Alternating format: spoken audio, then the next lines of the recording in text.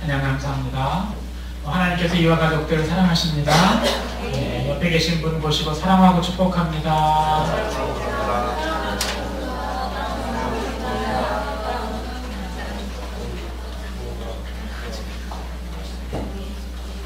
교목실에 책상에 성탄절이 되면 이제 카드를 갖다 놓는데 기쁜 카드가 한 개 교목실 제 책상 위에 있었습니다. 그 위에는 만든 건지 산 건지 모르겠지만 조금 과자가 빨간색 카드 위에 이렇게 놓여져 있어서 밑에 써 있는 걸 봤을 때는 지난 한 해 동안 수고했던 선교부장이 이렇게 주고 간 건데 너무 고맙죠. 카드를 어쨌든 써서 카드만이 아니라 먹을 것까지 올려서 줬으니까 너무 감사해서 카드를 뜯어서 봤죠. 카드를 딱 열어봐서 이제 기쁜 마음으로 카드를 처음에 딱 읽는데 존경하는 이용복 목사님입니다. 순간 그 첫 마디에 이 성경보자가 1년 동안 내가 내내 같이 보고 일주일에 최소한 두세 번은 보는 아이고 맨날 예배 준비하고 그랬는데 첫날 존경하는 이 용복 목사님 이걸 딱 보는 순간 그 다음 내용이 들어오지 않았습니다. 내가 진짜 존경하나? 존경하는데 어떻게 이름을 이렇게 쓸 수 있지? 하는 생각이 들었죠. 누구나 갑작스러운 일을 당하거나 또한 어떤 일을 겪었을 때, 큰일을 겪었을 때 그 충격으로 말미암아 그 다음 내용들은 아무리 좋아도 들려지지 않습니다. 오늘 그 마리아를 찾아갔던 천사의 이야기가 그런 겁니다. 가브리엘 천사가 가서 이야기를 하죠. 내가 하나님의 은혜를 입었다. 평안할지어다. 하고 천사를 만났으니까 얼마나 기쁩니까? 근데 그 다음이 중요한 거죠. 은혜를 입었다 이게 무슨 말일까? 하면서 했던 말이, 천사가 했던 말이 네가 잉태를 할 거다. 이 한마디를 하고 나서 그 다음의 말은 너무너무 다 축복된 말입니다. 왜냐하면 하나님의 귀한 자가 될 것이고 다윗의 왕이 될 이룰 것이고 너무너무 축복의 말을 많이 했지만 마리아에게 들린 말은 첫 번째 말이거든요. 너가 잉태하여 아이를 낳을 거다.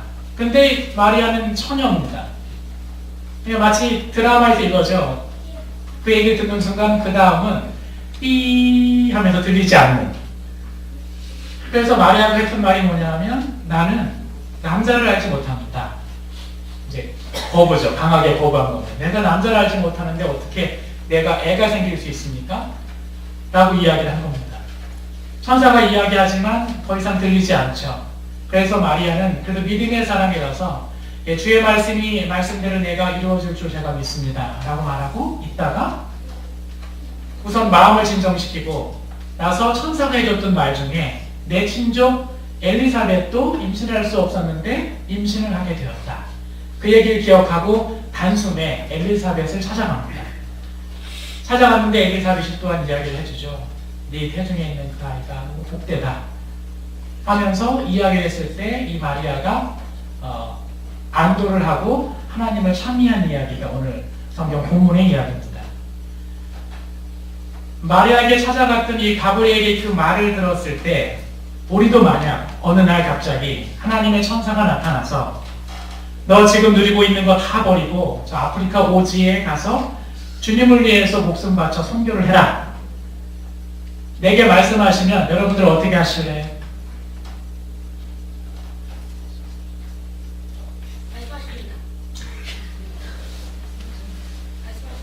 네. 오늘 아빠 엄마를 다 떠나서 너 홀로 저기 가서 지금부터 열심히 선교하고 힘들게 살아라. 그러면 어떻게 천사가 그렇게 말하면 어떻게 할 거예요? 도망갈 거예요. 예. 지금 학생들은 순수해 저렇게 말하지만 어른들은 무슨 말을 해야 될까? 머리에서 하드가 막 돌아가는 소리가 막 들릴 정도로 고민을 하죠.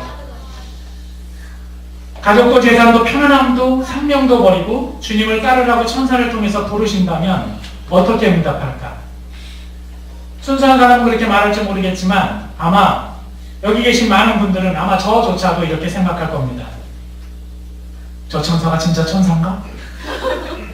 의심의 눈초리를 이제 보는 거죠. 아니면 내가 요즘 너무 피곤해서 환청을 듣는 것은 아닐까? 의심을 해봅니다. 그 다음에 이게 진짜 하나님의 음성인가? 아니면 지난주에 내가 설교 들었는데 그게 자꾸만 이게 떠오르는 걸까? 아니면 심하면 이렇게 하나님이 너무 하시는 거 아닙니까? 내가 정말 열심히 했는데 어떻게 나한테 그런 일을 하라고 하십니까? 왜 그게 또 나옵니까? 이렇게 아마 항의를 할지도 모릅니다. 순수하게 마리아처럼 당신의 말씀이 내게 이루어지길 빕니다 라고 고백할 수 아마 없을지도 모릅니다. 성탄을 앞두고 천사를 통해서 예수 탄생의 예고를 들었던 마리아를 한번 생각해 보시면 됩니다. 갈릴리 지방 나사렛이라는 동네에 살고 있는 마리아를 천사 가브리엘이 찾아갑니다. 이미 요셉이라는 청년과 정혼을 한 이 마리아에게 잉태 소식이 전해집니다. 천사가 했던 말은 기뻐해라, 두려워 말아라, 내가 하나님의 은혜를 입었다. 하지만 천사가 전해준 그 소식은 마리아에게 두려울 만한 소식이었습니다. 남자를 알지 못하는 처녀가 그 시대, 그 문화 속에서 아이를 잉태했다는 사실이 과연 기뻐할 일은 아니었기 때문이죠. 여전히 지금도 존재하는 투석형에 처해서 죽을 만한 일이었습니다. 생명을 위태롭게 할 위험천만한 소식이지 기뻐할 소식은 아니었다라고 하는 거죠. 그런 천사의 소식에 마리아가 응답한 것은 처음에 놀라고 또 그것을 거부하고, 하지만 세 번째 어쨌든 여정입니다. 당신의 말씀대로 내게 이루어지기를 바랍니다. 먼저 믿음으로 그 말씀에 아멘 했다라고 하는 사실입니다. 천사를 통해서 임신할 수 없었던 그녀의 친척 엘리사벳의 임신 소식을 전해 듣고 또 그녀를 방문합니다. 하나님은 엘리사벳을 통해서 마리아와 태중의 아이를 축복을 합니다. 그리고 엘리사벳을 통해서 하나님께서 이렇게 말합니다. 주님께서 하신 말씀이 이루어질 줄 믿은 여자는 행복합니다. 당혹스러운 잉태 소식을 이렇게 놀라고 부정하고 또 당신의 말씀이 내게 이루어지기를 바랍니다 라고 겸손히 고백했던 마리아, 놀란 가슴으로 찾아간 친척 엘리사벳을 통하여서 그 말씀이 이루어질 줄 믿는 여자는 행복합니다 라고 하는 말씀 속에서 확신을 갖게 되고 결국 하나님을 참여하게 되는 마리아. 저는 이 말씀을 보면, 이 말씀을 묵상하면서 저는 솔직히 이런 생각, 우리는 그냥 기쁘다라고 얘기하지만 이것이 오늘 우리에게 주시는 하나님의 말씀일지도 모릅니다. 만약에 내 자신에게 적용을 해봤을 때 하나님의 말씀이 무엇이든지 내게 이루어지기를 내가 진짜 바라는가? 아니면 하나님의 말씀이 내게 이루어질까봐 두려울까? 우리는 주의 말씀이 내게 이루어지기를 원합니다라고 기도하면서도 실제로 그 기도가 이루어지는 것을 두려워하고 있는지도 모릅니다. 만일 내가 가진 것을 다 내려놓으라고 하면 어떻게 할까? 내가 쌓아 올린 것들을 다 무너뜨리라고 하면 어떻게 할까? 내가 지켜왔던 것들을 모두 포기하라고 하면 어떻게 할까? 내가 소중하게 생각하는 것들을 모두 바치라고 하면 어떻게 할까?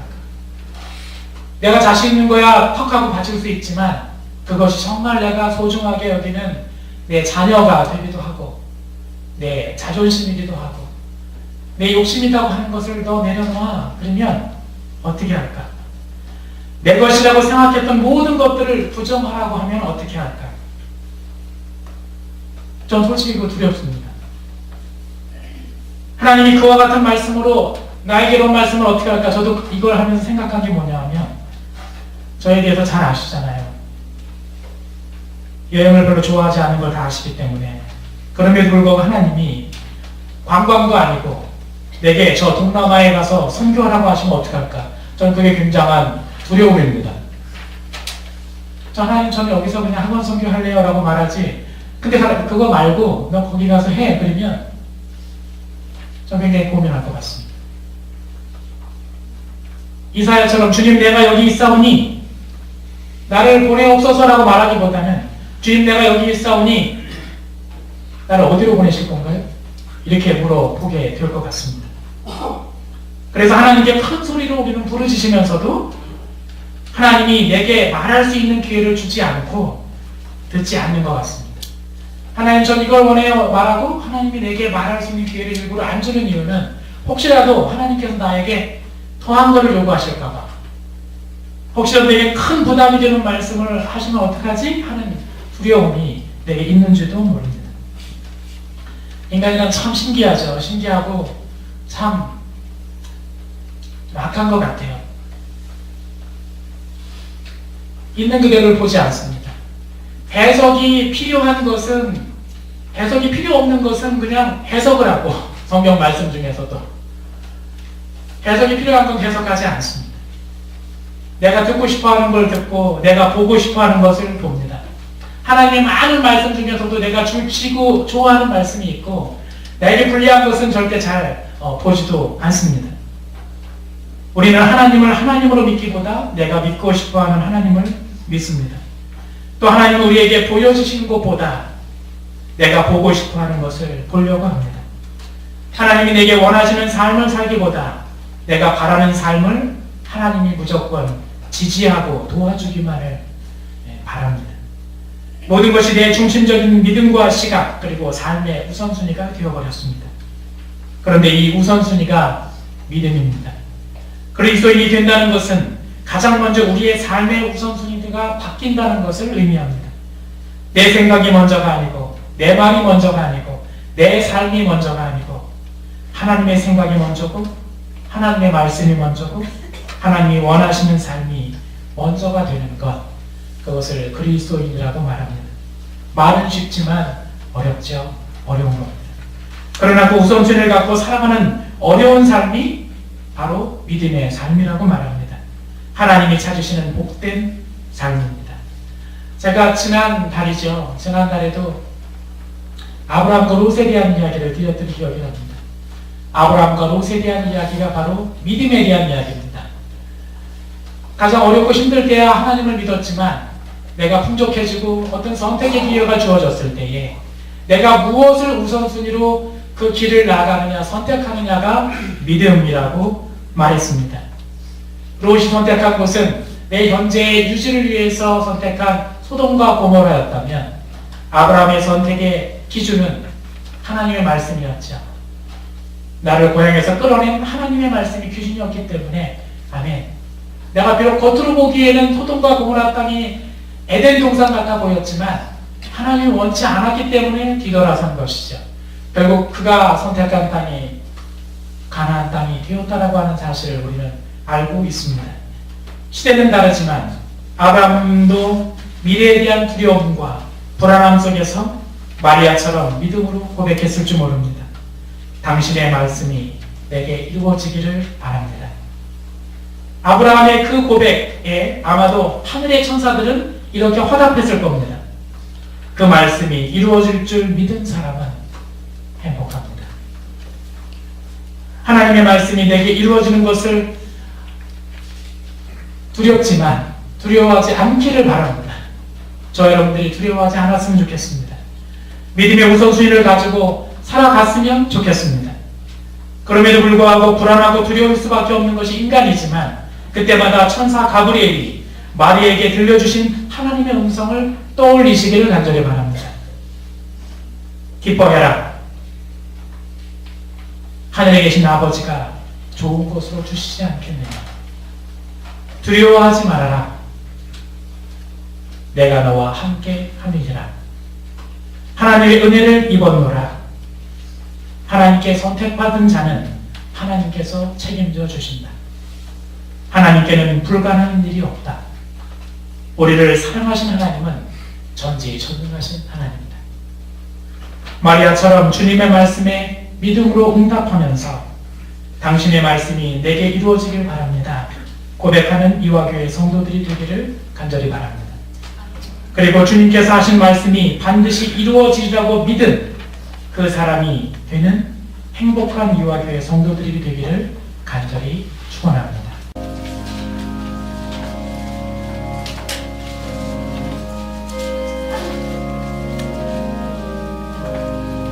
우주 예수 의지함이 시민이 우리 인생 영생 허락받았으니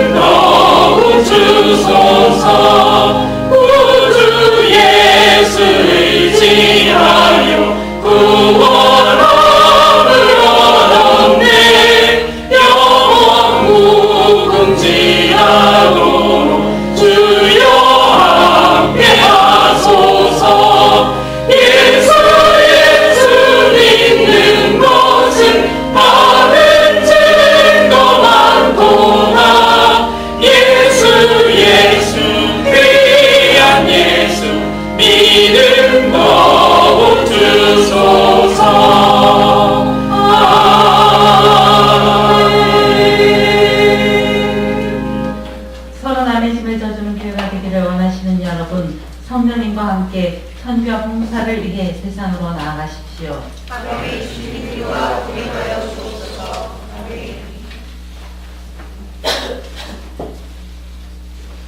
지금은 우리 주 예수 그리스도의 은혜와 높고 크신 하나님의 사랑과 우리가 어디로 가야 할지 알지 못할 때마다 선택의 길 앞에 섰을 때 가장 좋은 길로 인도하시는 성령님의 은총이 주의 말씀이 내게 이루어지이다 믿음으로 고백하며 그 말씀이 이루어질 줄 믿는 행복한 이와 교회 모든 성도들 되기를 간절히 축원하옵나이다.